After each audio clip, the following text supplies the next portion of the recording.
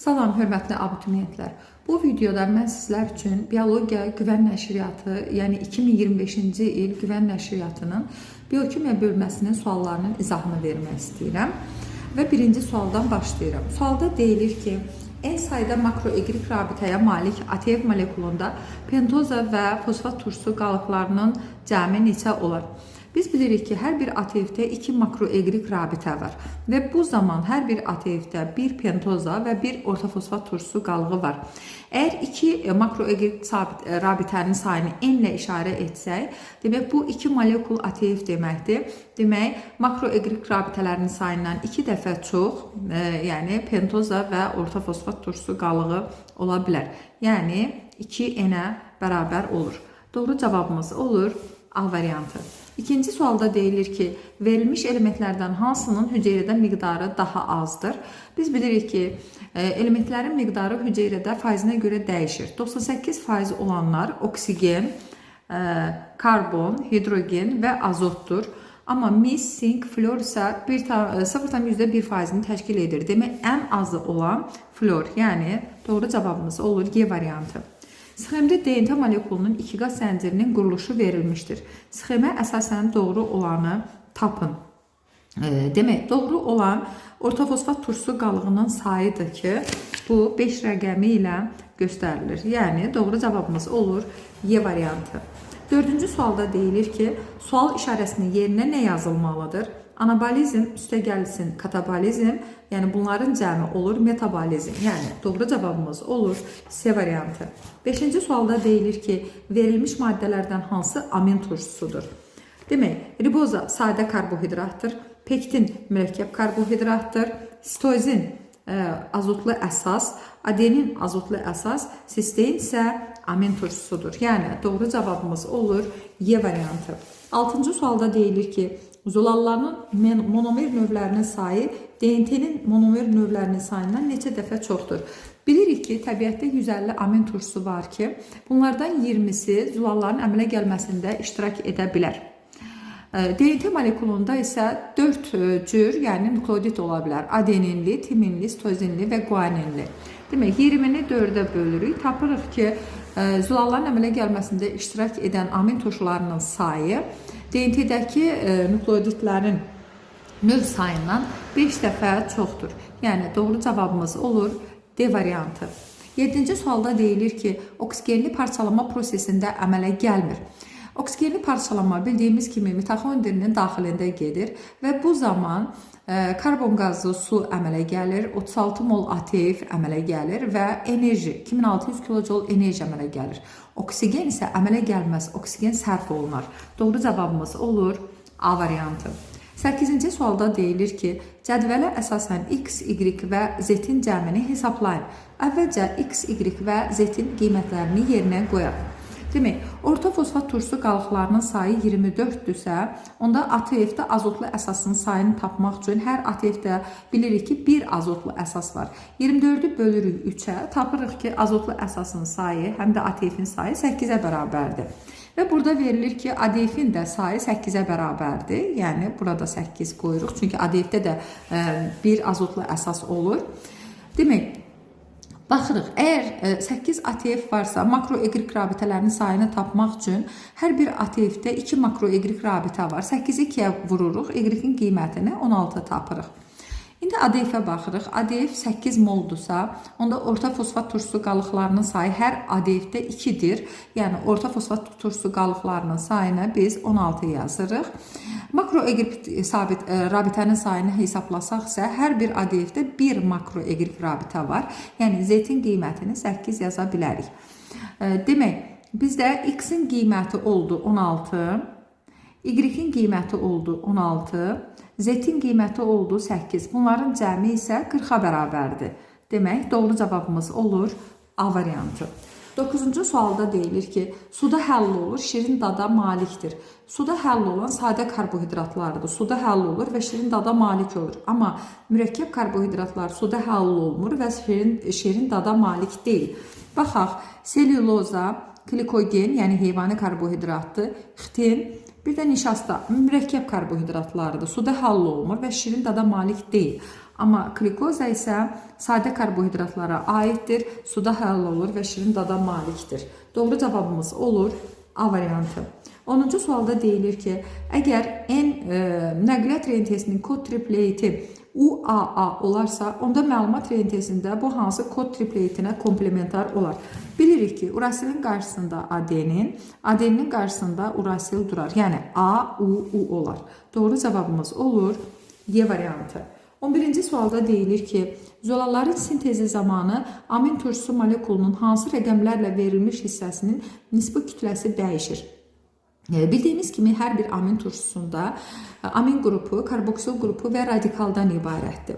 Zolal molekulu əmələ gəldiyi zaman bir amin turşusunun amin qrupundakı OH-la digər amin turşusunun amin qrupundakı hidrogen birləşir və bir molekul su ayrılır. Bu zaman bir peptid rabitə əmələ gəlir.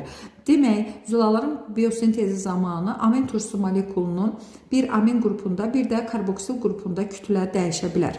Yəni, doğru cavabımız olur 1 və 4. Bu da B variantına uyğun gəlir. İndi isə keçirik 12-ci suala. Sualda deyilir ki, hüceyrədə olan karbohidrat və zolalılar üçün ümumi olan funksiyadır. Bu, energetik və inşaat funksiyasıdır ki, hər ikisinə aiddir. Doğru cavabımız olur B variantı. Nə üçün digər variantlar deyil, buna da baxaq. A variantında katalitik funksiya var ki, bu sadəcə olaraq zolalara aiddir. C variantında nəqliyyat funksiyası var, sadəcə olaraq həm də siqnal zolalara aiddir. Müdafiə və tənzimləyici, bu da yəni müdafiə funksiyası zolalara aiddir. Hərəkət və energetik. Energetik həm karbohidratda, həm zolala aid olduğu halda hərəkət sadəcə olaraq zolalara aiddir. Demək, hər ikisinə aid olan isə energetik və inşaatdır. 13-cü suala baxırıq. Sualda deyilir ki, DNT molekulunun verilmiş hissəsində komplementarlıq prinsipinə əsasən sintez olunan məlumat rentesi aşağıdakılardan hansı ola bilər? Diqqət eləsək, buradakı DNT molekulunun bir zəncirinə komplementar olaraq uyğun gələn D variantıdır. Nə üçün? Burada timindir, qarşılığında adenindir, sitozindir, qarşılığında guanindir, guanindir, qarşılığında sitozin, sitozin isə qarşılığında guanin, timin isə qarşılığında adenindir. Yəni, doğru cavabımız olur D variantı. 14-cü sualda deyilir ki, eukaryot hüceyrədə fotosintezin bilavasitə baş verdiyi orqanoiddə maksimum neçə növ azot əsası olar? Fotosintezin getdiyi orqanoid bildiyimiz kimi xloroplastdır. Xloroplastın stroma boşluğunda halqa şəklində DNT və RNT var. Həm DNT, həm RNT olduğu üçün 5 növ azotlu əsas var. Çünki adenin, timin, sitozin, guanin və urasil ola bilər. Doğru cavabımız olur A variantı. 15-ci sualda deyilir ki, verilmiş qrafikdən hansı və ya hansıları hüceyrədə zula sintezinin getdiyini göstərir. Diqqət eləsək, birinci qrafikdə peptid rabitənin sayı artır. Bu doğru fikirdir, çünki zula sintez olunduqca peptid rabitənin sayı artır. İkinci qrafikdə suyun miqdarı azalır. Bu doğru fikir deyil. Çünki peptid rabitənin sayına bərabər olmalıdır su. Yəni zula sintez olunduqca suyun miqdarı da artır. Fermentin miqdarı isə hüceyrədə hər zaman sabit olmalıdır. Burada sabit deyil. Demək, doğru olan fikir yalnız bir. Yəni A variantıdır. Keçirik 16-cı suala.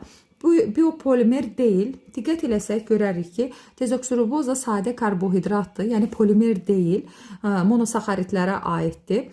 Amma selüloza polimerdir, monomerləri glikozadır, RNT polimerdir, monomerləri nukleoditlərdir, nişasta glikozadır, yəni mürəkkəb karbohidratdır, monomeri glikozadır. DNT də demək polimer birləşmədir, monomerləri isə nukleoditlərdir. Biopolimer deyil, bu dezoksiribozadır. 17-ci sualda deyilir ki, hansı azot əsasları həm DNT, həm də RNT-nin nukleotidlərinin tərkibinə daxildir? Adenin, sitozin, guanin hər ikisinə aiddir. Nə üçün digər variantlar deyil, buna baxaq. Timin sadəcə olaraq DNT-də var, RNT-də yoxdur. Urasil RNT-də var, DNT-də yoxdur. Timin DNT-də var, RNT-də yoxdur. Urasil demək RNT-də var, amma DNT-də yoxdur. Keçirik 18-ci suala. Sualda deyilir ki, polisaxaridlərdə monomer halqaların sayı artdıqca onların suda həll olma qabiliyyəti azalır və şirin dadı itir. Doğru cavabımız olur C variantı. 19-cu sualda reaksiya verilir və burada demək X və Y-i bizdən istəyir. Bu ATF-in hidrolizinin reaksiyasıdır. Reaksiyanı əvvəlcə yazım. ATF üstə gəlirik su alınır. ADF üstə gəl H3PO4 bir də 40 kilojul enerji. Diqqət eləsək görərik ki, X-in əvəzində ATF, Y-in əvəzində isə H3PO4 olmalıdır.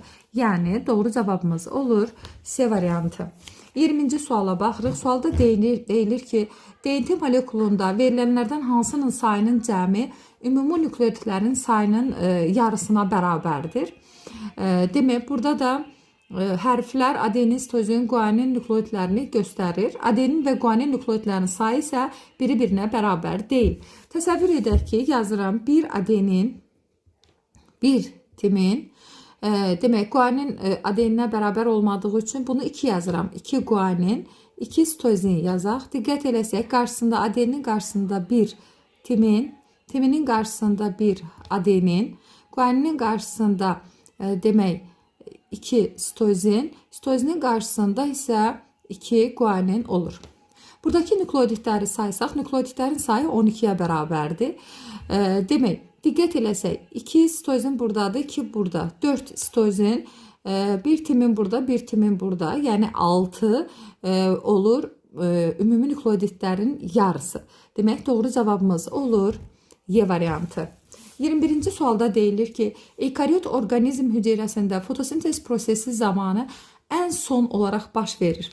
Diqqət eləsək görərik ki, birinci nə olur? Birinci xlorofillər, daha doğrusu belə danışım, fotosintezin 2 mərhələsi var, işıq mərhələsi və qaranlıq mərhələsi. İşıq mərhələsində ilk olaraq xlorofillər həyəcanlanır, sonra su fotolizə uğrayır, ikinci olaraq. Üçüncü, sərbəst oksigenin əmələ gəlmə prosesi olur. 4-də ATF sintez olunur. Yəni, bu işıq mərhələsində olan proseslərdir. Amma karbon qazından istifadə qaranlıq mərhələsində olan prosesdir. Qaranlıq mərhələsi də işıq mərhələsindən sonra gəldiyi üçün ən son olaraq, demək, qaranlıq mərhələsində olan prosesi götürməliyik. Yəni, karbon qazından istifadə. Doğru cavabımız olur A variantı. İndi isə keçirik 22-ci suala. Sualda deyilir ki, verilmiş proseslərdən hansı zulalın biosintezi zamanı ən son olaraq baş verir? Bildiyimiz kimi, zulalın sintezi 2 mərhələdə gedir. Transkripsiya və translyasiya mərhələsində. Biz sadəcə olaraq translyasiya mərhələsinin sonunda olanı düzgün cavab olaraq götürə bilərik. Baxırıq, A variantında ribosomun məlumat rentesi molekulu ilə birləşməsi. Demək, hələ burada zulal sintezi olunmamışdır deməkdir.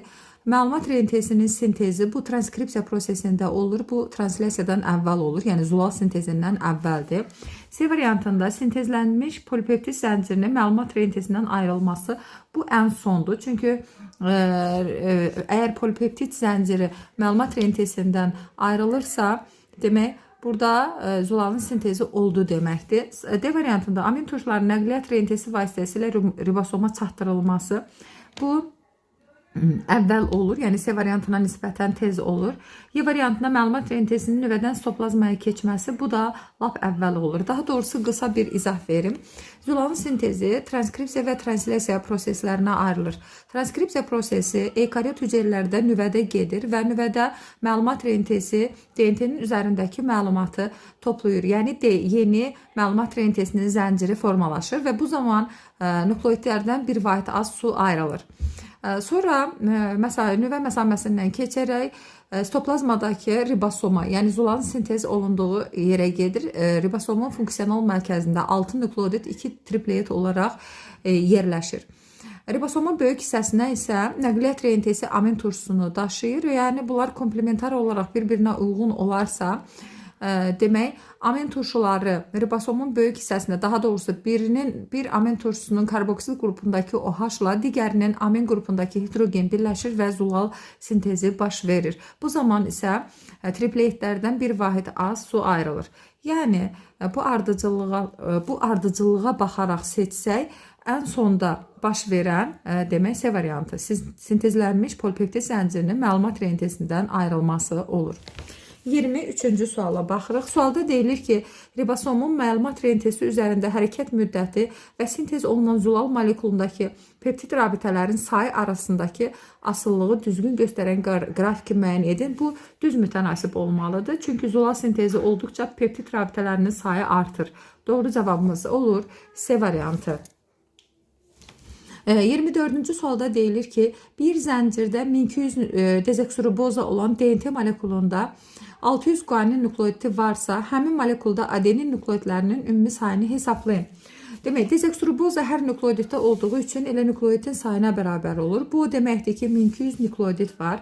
1200 nukleotiddən, yəni bir zəncirdə guaninin sayını, bir zəncirdəki guaninin 600 sayını çıxırıq, yerdə qalır 600 nukleotid. Bu 600 nukleotiddən də yarısı adenin, yəni 300 adenin, 300 isə timin olur.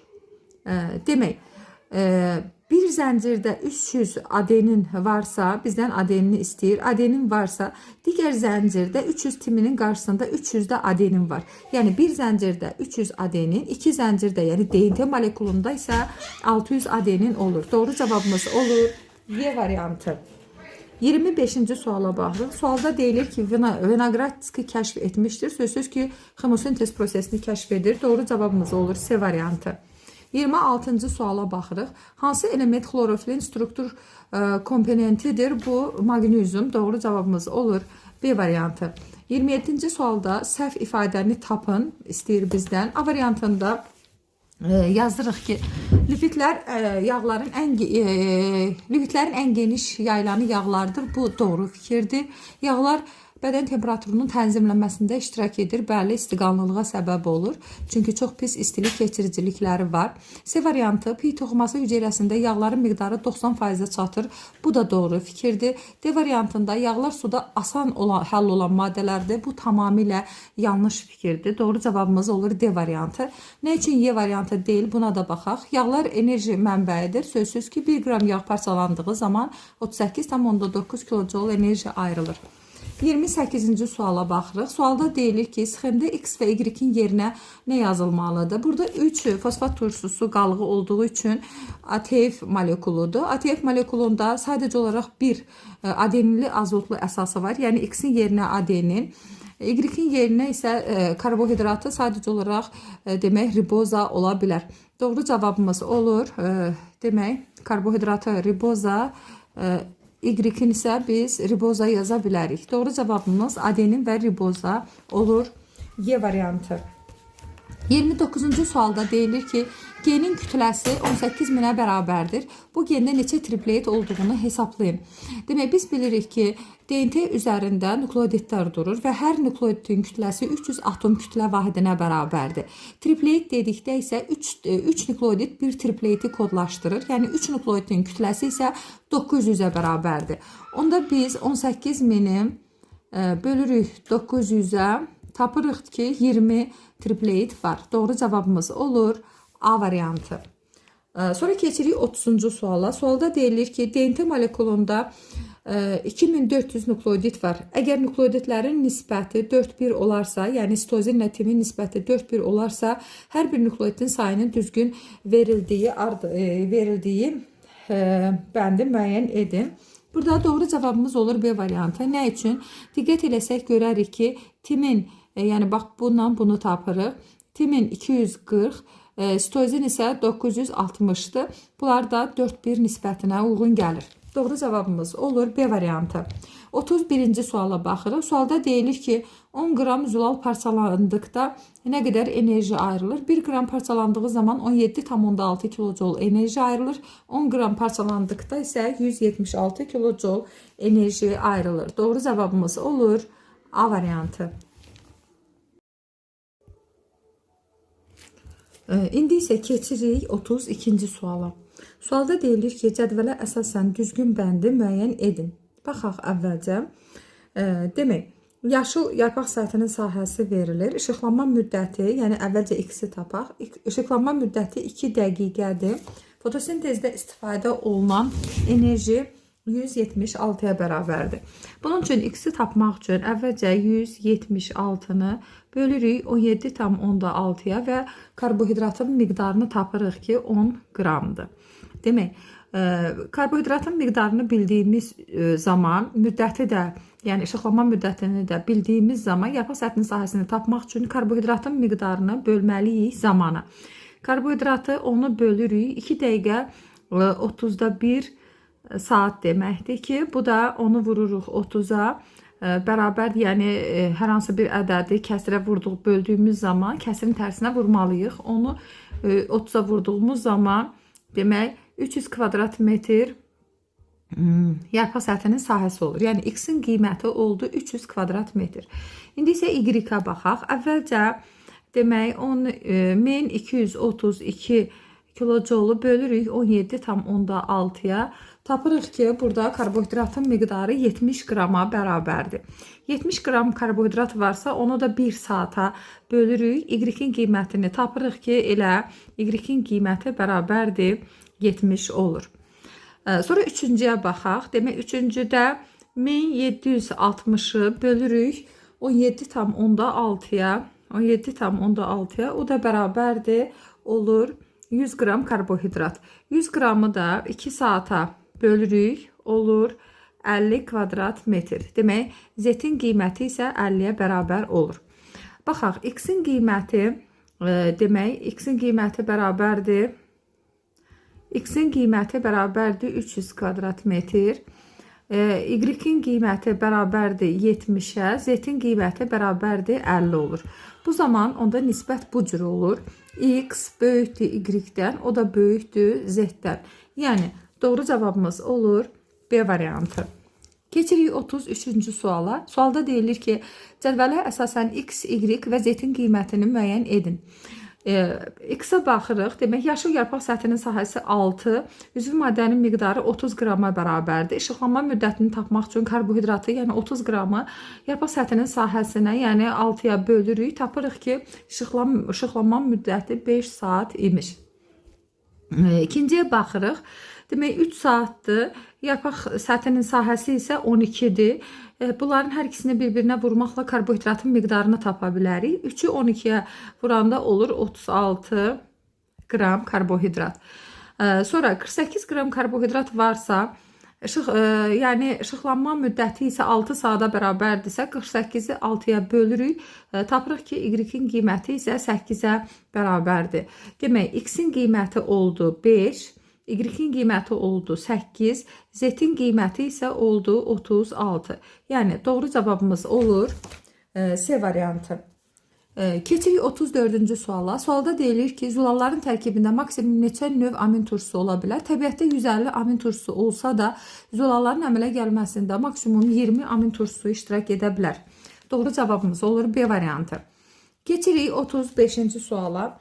35-ci sualda deyilir ki, əzələlərin yığılması, ibtidailərdə qamçı və kirpiklərin titrəməsi zulalın hansı funksiyası ilə əlaqədardır? Sözsüz ki, hərəkət funksiyası ilə əlaqədardır. Doğru cavabımız olur C variantı. 36-cı sualda deyilir ki, bir amin turşusu məlumat rentesində ən azı neçə növ kodla kodlaşdırıla bilər? Demək, bir amin turşusu məlumat rentesində ən azı 1, ən çoxu isə 6 növ kodla kodlaşdırıla bilər. Doğru cavabımız bizdən ən azı istədiyi üçün olur A variantı. İndi isə baxırıq 37-ci suala. Sualda deyilir ki, DNT molekulunda olan guaninlərin sayı N, nükleotidlərin ümumi sayı M-dirsə, bu molekulda hidrogen rabitələrinin sayının nükleotidlərin ümumi sayına olan nisbəti necə hesablamaq olar? Demək, biz bilirik ki, əgər biz nükleotidlərin sayını biliriksə, onun üzərinə ya guanin, ya sitozin gəlməklə hidrogen rabitələrinin sayını bilə bilərik.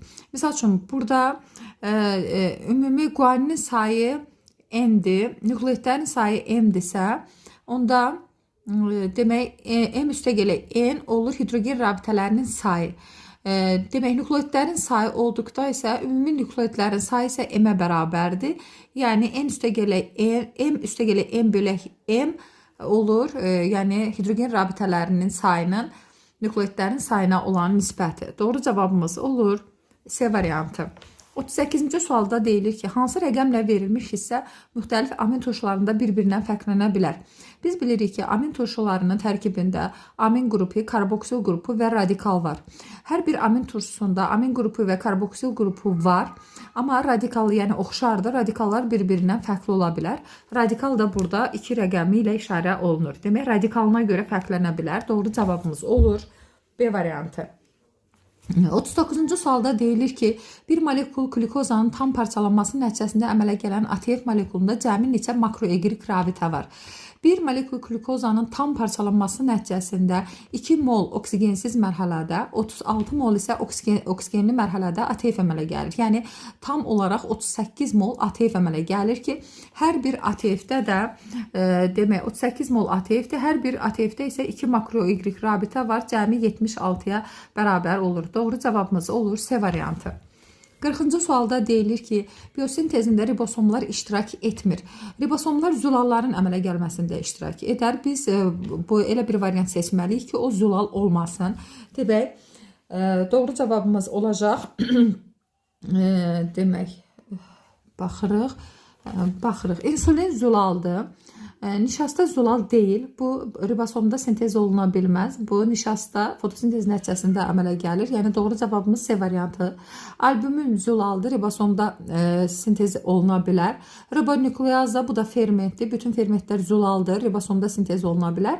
Hemoglobin də zulaldır. Amma nişasta zulal deyil. Doğru cavabımız olur C variantı. 41-ci sualda deyilir ki, məlumat rentesinin müəyyən zulal molekulunu kodlaşdıran hissəsində azot əsas, karbohidrat və orta fosfat turşu qalıqlarının cəmi n-ə bərabərdirsə, həmin zulal neçə amin turşusundan ibarətdir? Biz bilirik ki, hər bir nukleoditdə azotlu əsas, karbohidrat və orta fosfat turşusu qalığı olur ki, bu üçünün birlikdə bir nukleodidin əmələ gəlməsində iştirak edir. Demək, tripletlər isə 3 nukleoditlə kodlaşdırılır. Əgər bu üçünün cəmini biz n-lə işarə etsək, 9-a bölməklə amin turşularının sayını tapa bilərik. Doğru cavabımız olur B variantı. 42-ci sualda deyilir ki, cədvələ əsasən X və Y-in cəmini hesablayın. Baxaq. Azotlu əsas ATF sayı, burada əvvəlcə makroegrik rabitəyə baxaq. 6 makroegrik rabitə varsa, demək, hər bir ATF-də bilirik ki, 2 dənə makroegrik rabitə var. 2-yə bölürük, tapırıq ki, ATF-in miqdarı 3-ə bərabərdir. Orta fosfat turşusu qalığı, hər bir ATF-də 3 orta fosfat turşusu qalığı var. 3-ü vururuq 3-ə, bu da olur 9. Bizdən X, Y-in cəmini istədiyi ki, 3-ün 9 üstə gələk 3, bu da bərabər olur 12-yə. Doğru cavabımız olur C variantı. İndi isə keçirik 43-cü suala. Sualda deyilir ki, bitki 1 saat ərzində 67,2 litr oksigen əmələ gətirmişdir. Bu bitkinin yarpaq sahəsi nəyə bərabərdir? Əvvəlcə mən fotosintezin tənliyini yazmaq istəyirəm. Yazırıq 6 mol karbon qazı, üstə gələk 6 mol su alınır. Karbon 6, H12O6, yəni glikozda, üstə gələk 6 mol oksigen əmələ gəlir. Demək, 6 mol oksigen, 6 vuraq 22,4 litr. Bu da bərabərdir 134,4 litrə bərabərdir. Demək, əvvəlcə biz karbohidratın nə qədər əmələ gəldiyini tapmalıyıq. Bura əsasən, yəni bu tənliyə əsasən yazırıq ki, 134,4 litr oksigen əmələ gəldiyi zaman üzvü maddənin miqdarı 180 qrama bərabər olur. 67,2 litr oksigen əmələ gəldiyi zaman karbohidratın miqdarı neçəyə bərabər olur? Demək, X də bərabərdir 90 qrama bərabər olur. Yarpaq bitki 1 saat ərzində dediyi üçün, yəni karbohidratı 1-ə bölürük, elə, yəni yarpaq səthinin sahəsi 90-a bərabər olur. Doğru cavabımız 90, yəni C variantı olur. 44-cü suala baxırıq. Yarpaq sahəsi 45 kvadrat metr olan yaşıl bitkidə işıqda 1 saat ərzində neçə litr oksigen əmələ gələ bilər? Əgər yarpaq səthinin sahəsi 45 kvadrat metrə bərabərdirsə, 1 saat ərzində əgər ona işıq düşərsə, bu zaman 45 qram üzvü maddə əmələ gələ bilər. Yenə tənliyə əsasən yazırıq ki, demək, 180 qram karbohidrat əmələ gəldiyi zaman oksigenin miqdarı litrlə 134,4 litrə bərabər olur. Bəs 45 qram olduğu zaman da x-dır. X da bərabərdir 45 vuraq 134,4 litr bölünsün 180-ə. O da bərabərdir demək 33,6-ya olur. Yəni doğru cavabımız olur B variantı. Keçirik 45-ci suala. Sualda deyilir ki, sxemə əsasən doğru bəndi müəyyən edin. DNT-dən məlumat rentesi sintez oluna bilir ki, bu prosesin adı transkripsiyadır. Demək, RNT-dən zulal sintezi olunursa, bu prosesin adı translyasiyadır. Yəni, zulalın sintezi iki mərhələdən ibarətdir. Transkripsiya və translyasiya. DNT-dən məlumat rentesi özünü köçürdürsə, buna transkripsiya, amma məlumat rentesi kodu, yəni məlumatı gətirirsə, ribosomların üzərində zulal sintezi gedirsə, buna da translyasiya prosesi deyilir. 46-cı suala baxırıq. Sualda deyilir ki, DNT molekulunun ikinci zəncirinə komplementar məlumat rentəyə uyğun gələn nəqliyyat rentəyinin triplet ardıcıllığını müəyyən edin. İkinci zəncir bu zəncirdir. Bunu bir dəfə məlumat rentəsinə kodunu çevirmək, sonra nəqliyyat rentəsinə çevirmək lazımdır. Amma bunu birbaşa da eləmək mümkündür. Nəqliyyat rentəsinə çevrilən zaman buradakı timinlər hamısı urasillə əvəz oluna bilir ki, bu da Y variantına uyğun gəlir. Doğru cavabımız olur Y variantı. Keçirik 47-ci suala. Əgər bir ribosom RNT-nin 3 müxtəlif genindən sintez olunmuş məlumat RNT-lərdən keçərsə, bu zaman maksimum neçə növ zulal sintezi oluna bilər? Zulalın sintezi demək genin sayına bərabər olur. Əgər 3 müxtəlif gendirsə, elə 3 cür zulal sintezi oluna bilər. Doğru cavabımız olur A variantı. 48-ci sualda deyilir ki, DNT molekulunun eyni genindəki məlumata əsasən, yəni buna diqqət edirik, eyni genindəki məlumata əsasən sintez olmuş 5 məlumat rentesi molekulunun iştirakı ilə neçə növ zulal sintezi oluna bilər? Yenə deyirəm, genin növünə bərabərdir. Burada eyni gen deyirsə, nə qədər məlumat rentesi olursa olsun, fərqi yoxdur. Gen eyni olduğu üçün bir növ zulal sintez edə bilər. Yəni, doğru cavabımız olur A variantı. İndi isə 49-cu suala baxırıq. Sualda deyilir ki, glikogen, galaktoza, valin, tiozin, pektin, sadalanan maddələrdən neçəsi biopolimerlərdir. Demək, glikogen heyvani karbohidratdır, polimerdir, yəni monomerləri də amin turşusudur. Galaktoza bu sadə karbohidratdır, monomerdir, yəni polimer deyil. Valin, tiozin, bunlar isə amin turşularıdır. Zolaların monomeridir. Pektin isə mürəkkəb karbohidratdır və bunun monomerləri var. Yəni ikisi biopolimer maddədir. Doğru cavabımız olur A variantı. 50-ci sualda deyilir ki, zulal molekulunun biosintezi zamanı əmələ gələn peptid rabitələrinin sayının zamandan asıllığını düzgün göstərən qrafiki müəyyən edin. Sözsüz ki, zulal molekulu biosintezi zamanı demək, peptid rabitələrinin sayı artır, yəni düz mütənasib olur. Doğru cavabımız olur D variantı.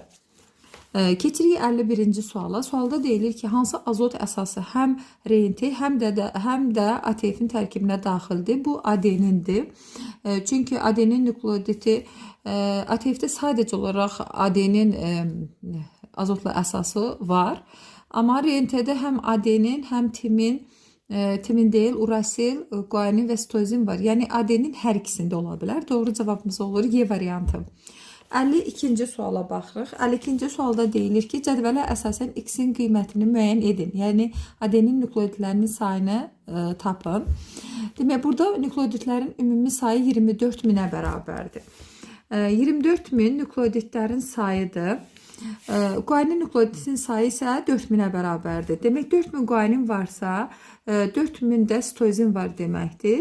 Ümumi nükleoditlərdən 8000-i çıxırıq, bərabərdir 16000 nükleodit qalır ki, bunun yarısı, yəni 8000-i adeninin payına, 8000-i isə timinin payına düşür.